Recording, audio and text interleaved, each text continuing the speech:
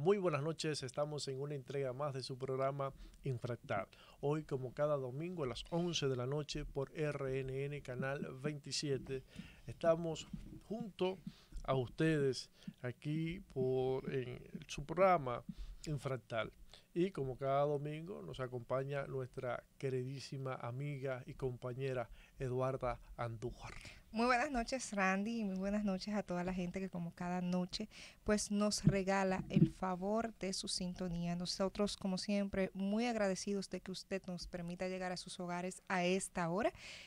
Hoy tenemos un invitado súper especial. Podemos nosotros decir que es el padrino de este espacio, una persona que nos ha impulsado y nos ha apoyado, pero que además tiene condiciones excepcionales, es buen ser humano, es un político entregado, con una hoja de vida prístina y un gran servidor público. Así que ustedes no se muevan, continúen con nosotros durante toda esta hora, porque van a conocer de verdad que a una persona con muchísimas condiciones y que de verdad es de los servidores públicos que yo puedo decir en términos personales que hace la función a la que tienen que ir los servidores públicos, que es servir. Eduardo, hoy tenemos dos temas que vamos a tratar de forma rápida. Uno es el tema de Ecuador. La semana pasada yo estuve en Ecuador como observador electoral y donde estuvimos observando todo ese proceso, las cosas que sucedieron previa al proceso de votación y de escrutinio y lo que sucedió posteriormente. Y donde nosotros pudimos vislumbrar una serie de irregularidades que se dieron dentro de los centros de votación, pero además de eso, algunas cosas previas que la mayoría pudimos conocer, como la medida de excepción de 7 provincias, 7 de las provincias más grandes del Ecuador, donde se llevó a cabo un estado de excepción y llamó bastante la atención tanto de los observadores internacionales, de la oposición ecuatoriana y de parte importante de la comunidad internacional. Pero además de eso, los últimos 6 meses antes de la segunda vuelta electoral, los ayuntamientos no recibieron ni un peso del gobierno central. Es decir, Los ayuntamientos de la oposición. exacto, los ayuntamientos de la oposición, que son unos 50, se estima que dejaron de percibir unos 900 millones de dólares, lo cual definitivamente ineficientó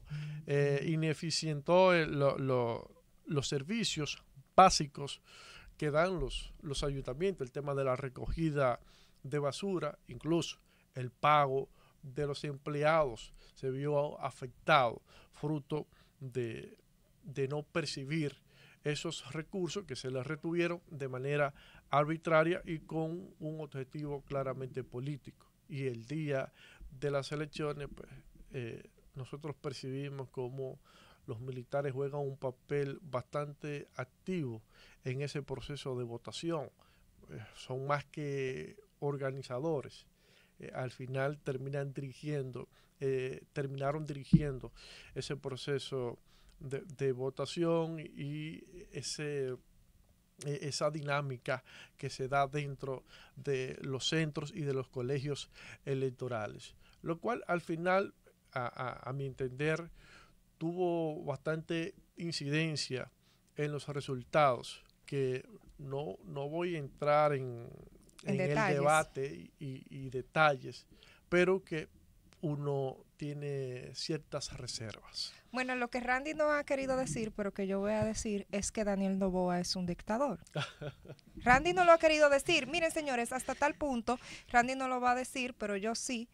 Que los militares eran los que transmitían el acta de votación. Los militares, cuando los observadores internacionales se acercaban a los miembros que integraban las mesas y conformaban las mesas, ¿no? Que velaban por el proceso de votación, los militares se le acercaban a modo de amedrentación, de amedrentar a estos funcionarios que ejercían como miembros de las mesas que se encontraban en ese momento. Randy hablaba de 7 provincias, pero en realidad son 7 provincias y varios departamentos, lo que suma 10. Yo las voy a mencionar. Está Guayas, Los Ríos, Manabí, Orellana, Quito, Santa Elena, El Oro, Sucumbios, Camilo Ponce Enríquez y 2 cantones. Son de las provincias y departamentos que fueron a menos de 24 horas de un proceso electoral mediante un decreto de sección colocados en básicamente un toque de queda. Cabe destacar que estas son las zonas o las provincias más pobladas del Ecuador y que eran bastiones o son bastiones precisamente de el mayor partido opositor del Ecuador, que es Revolución Ciudadana. Pero además, este señor Noboa, este dictador, porque es un dictador y hay que llamarlo como es, inició una serie de acciones que, como muy bien dice Randy, imposibilitaban que funcionarios electos mediante el ejercicio popular y democrático del pueblo ecuatoriano puedan ejercer sus funciones, lo que se traduce a meses de un proceso electoral, lo que se traduce en descontento popular. Y yo les voy a decir algo a algunos amigos que me escribieron mucho con relación a Venezuela, cuando nosotros estuvimos allá y pudimos observar el proceso electoral venezolano. En 2 procesos electorales yo he visto tanta acción militar. En el año 2017, en el caso de Honduras, y en este momento, en el caso del Ecuador, en el año 2025.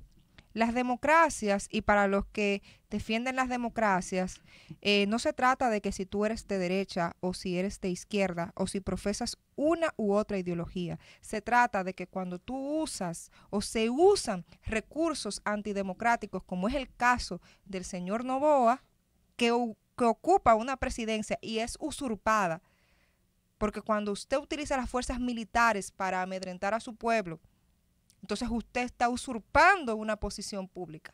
Y usted es un dictador. Y eso es lo que pasa con Noboa. Eso no pasó en Venezuela. Eso no pasó en Venezuela. No sucedió. Los militares en ningún momento ocuparon los recintos electorales. Los militares en ningún momento coaccionaban a la población a votar, ni tampoco, y mucho menos, interferían en el proceso de transmisión de los datos. La oposición venezolana no era perseguida como la oposición ecuatoriana, pero si alguna cosita de la que sucedió en el Ecuador hubiese sucedido en Venezuela, se estuviese pidiendo una intervención militar. Las democracias, para todos los amigos que en su momento escribieron, hay que preservarlas sin importar de que usted simpatice o no, y las cosas hay que decirlas como son, para que entonces no se hable desde el sesgo y desde la motivación ideológica. Lo mismo que ha pasado en el Ecuador es lo mismo que ha pasado en otros países de América Latina y del Caribe, que hoy están viviendo precisamente regímenes autoritarios, para los que están hablando de más democracia.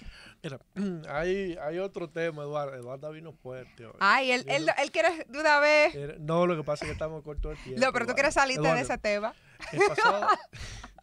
El pasado lunes murió el Santo Padre, el Papa Francisco, lo cual conmovió a todo el mundo, incluso aquellos que no son católicos reconocen la humildad, la cercanía con el pueblo que tenía el Papa Francisco, y fue un papa que realmente intentó producir algunas reformas a lo interno de la iglesia, darle más participación a la mujer. Por primera vez en la historia del Vaticano, la gobernadora es una mujer, precisamente, por primera vez, y fue gracias a la decisión tomada por el Papa Francisco.